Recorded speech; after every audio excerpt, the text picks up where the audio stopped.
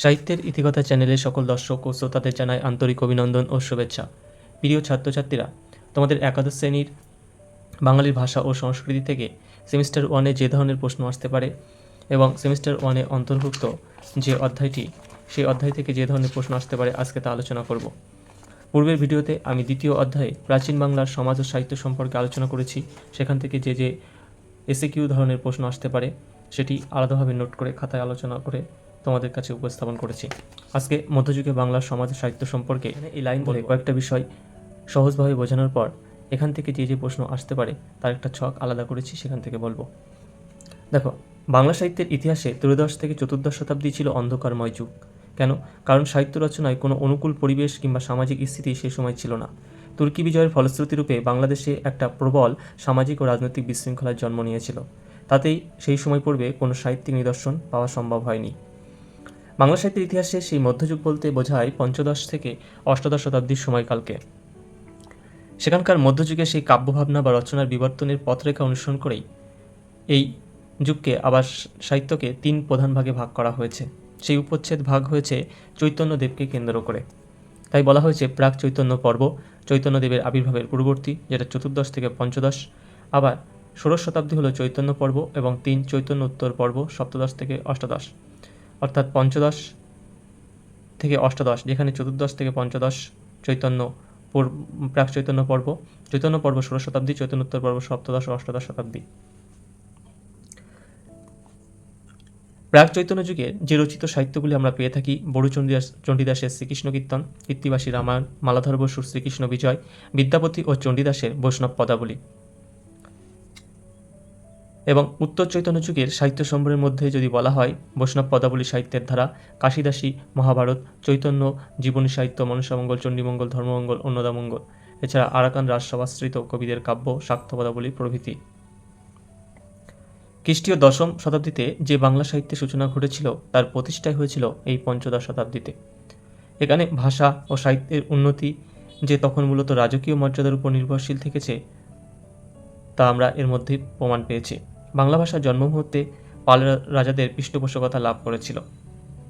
আমরা বাংলা ভাষার প্রাচীনতম নিদর্শন চর্যাগীতি নামে যে পরিচিত সেই গানগুলি কিন্তু বাংলা সাহিত্যের সেই আদি নিদর্শন।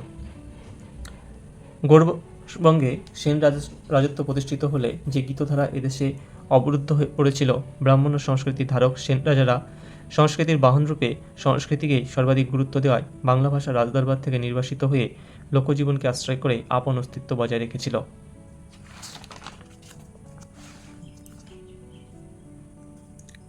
দ্বাদশ শতাব্দীর যখন একেবারে শেষ ভাগ, তখনই এদেশে তুর্কি আক্রমণ শুরু হয়। ফলে কিছুদিনের মধ্যেই এই হিন্দু রাজত্বের অবসান ঘটে। একসময়ের সেই বর্ণভেদে, বংশকৌলীন্যদের ভেদ ও নানাবিধ সংস্কারে প্রায় নিঃশ্বাসিত প্রাণশক্তির সেই হিন্দুরা লুণ্ঠন, ধর্মান্তরীকরণের সেই সন্ত্রাসের সময়ে পুঁতি নিয়ে কেউ কেউ নেপাল বা তিব্বতে আশ্রয় নিয়েছিলেন। কেউ বা উড়িষ্যা, মিথিলার কিছু অংশে ছড়িয়ে পড়েছিলেন। এই সময় বৌদ্ধদের সংগ্রামও ধ্বংসপ্রাপ্ত হয়। 150 বছর গৌড়বঙ্গ বিজেতা সুলতানদের উপর জীবনচিত্র দেখলেই বোঝা যাবে তাদের সেই বিবাদ ও বিসম্বাদের প্রকৃত চেহারা। যাই হোক, সেই চতুর্দশ শতাব্দীর মাঝামাঝি সময়ে শামসুদ্দিন ইলিয়াস শাহ গৌড়বঙ্গে শান্তি শৃঙ্খলা স্থাপন করলে তখন থেকেই বাংলা সাহিত্যের একটা নতুন পথ ধরে এগোনোর সুযোগ পেয়ে থাকে। পঞ্চদশ শতাব্দীর প্রথম দিকে ইলিয়াস শাহী ধারার সাময়িক পতন ঘটে। এই সময় হিন্দু রাজা ধনুষ মর্দনদেব আপন শক্তি ও প্রতিভা বলে গৌড়ের সিংহাসন লাভ করেন। তারই আনুকূল্যে এই হিন্দু শাস্ত্র ও বাংলা সাহিত্য চর্চার ক্ষেত্র আরও প্রসারিত হয়। কিন্তু পরবর্তীতে তারই পুত্র যদু জালালউদ্দিন নাম গ্রহণ করে সিংহাসনে বসেন। আমরা এই সব প্রশ্নগুলো আলাদা খাতার মধ্যে নোট করে তুলেছি, সেগুলো আলোচনা করব, একটু খেয়াল রাখো। এই গৌড়ের সিংহাসনে বসেছিলেন পরবর্তীতে সম্রাট হোসেন শাহ। তিনি হিন্দু কবিদের ভাষায় ছিলেন নৃপতি তিলক। তার সময়ও বঙ্গের সাহিত্য সংস্কৃতির ক্ষেত্রে এক নতুন যুগের সূচনা হয়েছিল। তবে এখানে দুটি সংস্কৃতির অভূতপূর্ব সমন্বয় স্পষ্ট দেখা গিয়েছিল, এক লৌকিক, অন্যদিকে ব্রাহ্মণ্য সংস্কৃতি। যাই হোক, এছাড়া ব্রাহ্মণ্য সংস্কৃতির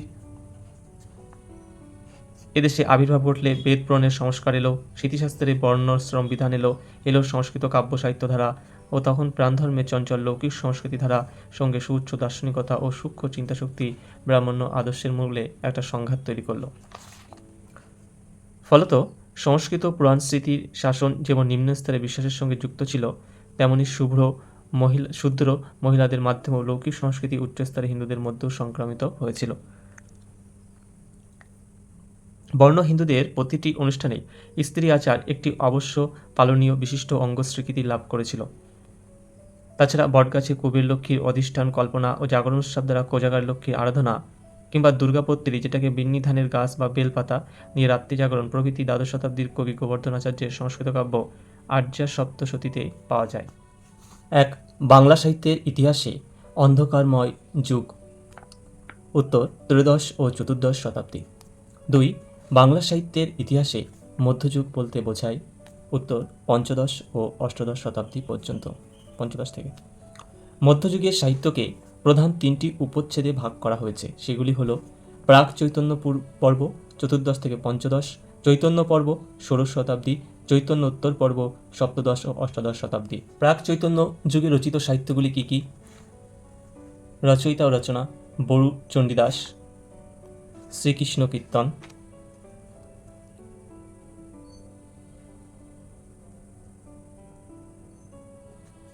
কীর্তিবাস ওঝা,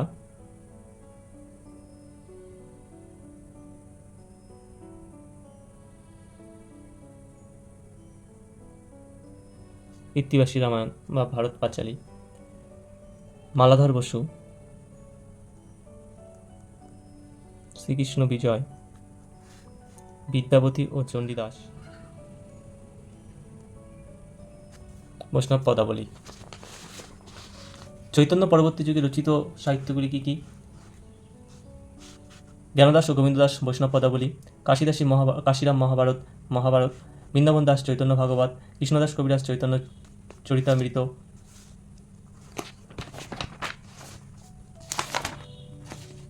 যুগ সন্ধিক্ষণ বলা হয় কার মৃত্যু অবলম্বন করে? ভারতচন্দ্রের মৃত্যু 1760 থেকে 1800 খ্রিস্টাব্দ পর্যন্ত। 7. বাংলা সাহিত্যের প্রতিষ্ঠাতা, উত্তর পঞ্চদশ শতাব্দীতে। 8. বাংলা ভাষার জন্মমুহূর্তে পৃষ্ঠপোষকতা লাভ করেছিল পাল রাজাদের সময়।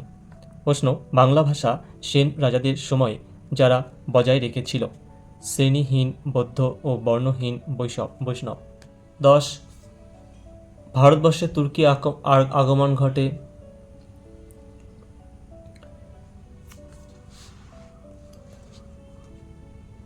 ভারতবর্ষে তুর্কি আক্রমণ ঘটে 1203 খ্রিস্টাব্দে। 11. চতুর্দশ শতাব্দীর মাঝামাঝি সময়ে কে গৌড়বঙ্গে শান্তি স্থাপন করে? উত্তর শামসুদ্দিন ইলিয়াস শাহ, 1342 থেকে 1357। গৌড়ের সিংহাসন লাভ করেছিল কে? উত্তর হিন্দু রাজা ধনুষ্মর্দন দেব। জালাল উদ্দিন নাম গ্রহণ করে কে সিংহাসনে বসেন? উত্তর ধনুষ্মর্দনের পুত্র যদু। ইলিয়াস শাহী বংশের পরে কবে হোসেন শাহ সিংহাসনে বসেন? 1493 থেকে 1494। নৃপতি তিলক নামে কে পরিচিত ছিলেন? হোসেন শাহ। আর্য সপ্তশতী কাব্যটি কার লেখা? কবি গোবর্ধন আচার্য।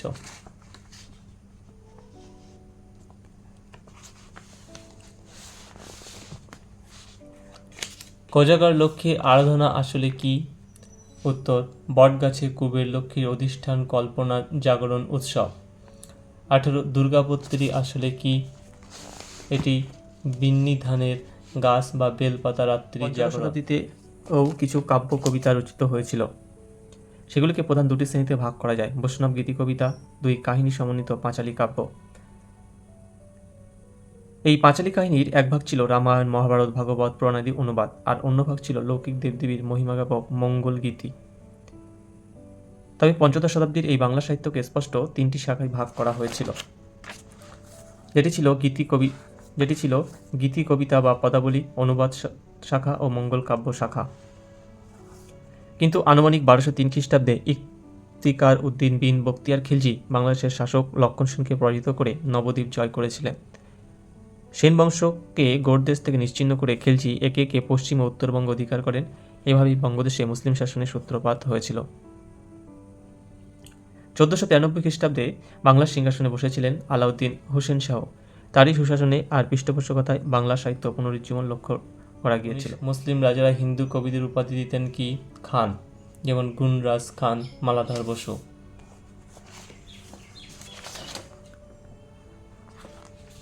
কুড়ি হিন্দু কবিরা সুলতানদের নামের আগে যুক্ত করেছিলেন কি? শ্রীযুক্ত বা শ্রীযুত হোসেন জগৎ ভূষণ। 21 মঙ্গল কাব্য সৃষ্টির কারণ উত্তর লৌকিক দেবদেবীর আর্যীকরণের প্রক্রিয়া। 22 পঞ্চদশ শতাব্দীতে কাব্য কবিতার প্রধান দুই শ্রেণী কি ছিল?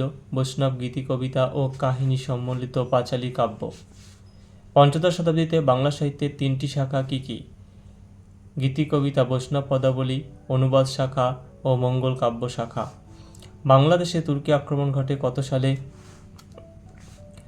উত্তর 1203 সালে। ইফতিকার উদ্দিন বিন বখতিয়ার খিলজি লক্ষণ সেনকে পরাজিত করে নবদ্বীপ জয় করেছিলেন।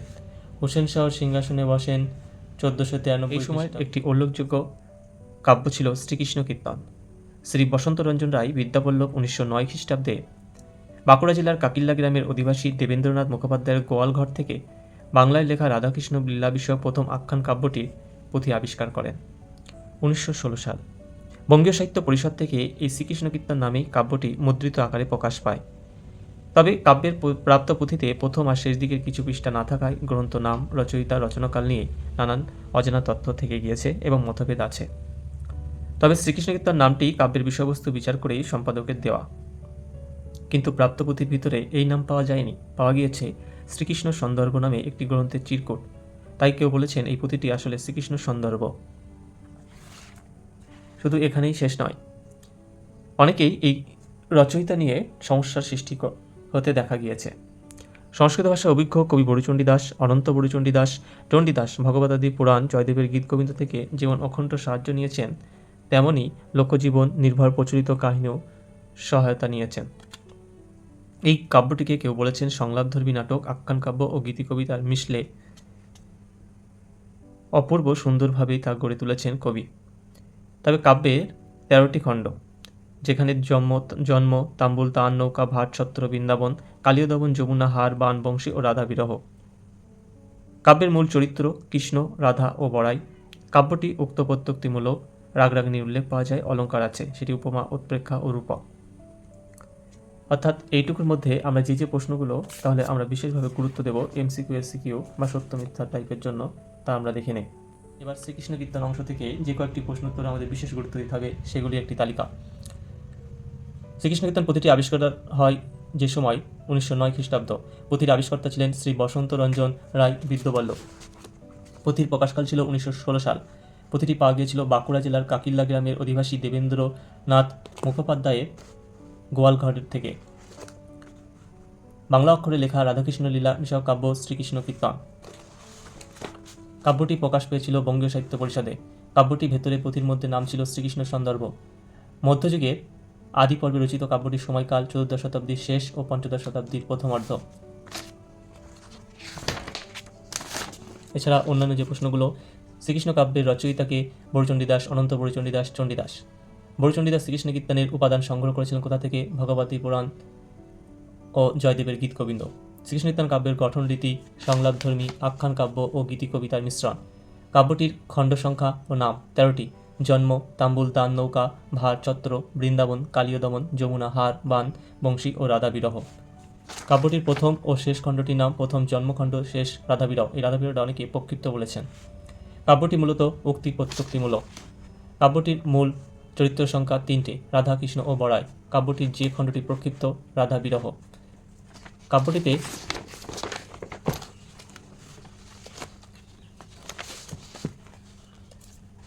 কাব্যটিতে কোন কাব্যের প্রভাব আছে? উত্তর জয়দেবের গীতগোবিন্দ। কাব্যটি যে ছন্দে লেখা? উত্তর প্রয়ার অতিপদী। কাব্যটিতে ব্যবহৃত অলঙ্কার উপমা, উৎপ্রেক্ষা ও রূপক। ধন্যবাদ। এই যে 44টি প্রশ্ন আজকে যে পূর্বে আলোচনা করলাম, তার থেকে এই 44টি প্রশ্ন বিশেষ গুরুত্বপূর্ণ। ভালো করে পড়বে, বন্ধুদের মাঝে শেয়ার করে দেবে। এবং চ্যানেলটিকে সাবস্ক্রাইব করে দেবে। তোমাদের এই সাবস্ক্রাইব আমাকে বিশেষ অনুপ্রাণিত করে তোলে, এগিয়ে যেতে সহযোগিতা করে। তোমাদের কোনো বোঝার অসুবিধা থাকলে অবশ্যই কমেন্টের মাধ্যমে জানাবে। আমি সেই ধরনের ভিডিও বা সেই প্রবলেমগুলোর সমস্যার সমাধানের চেষ্টা করব। ধন্যবাদ।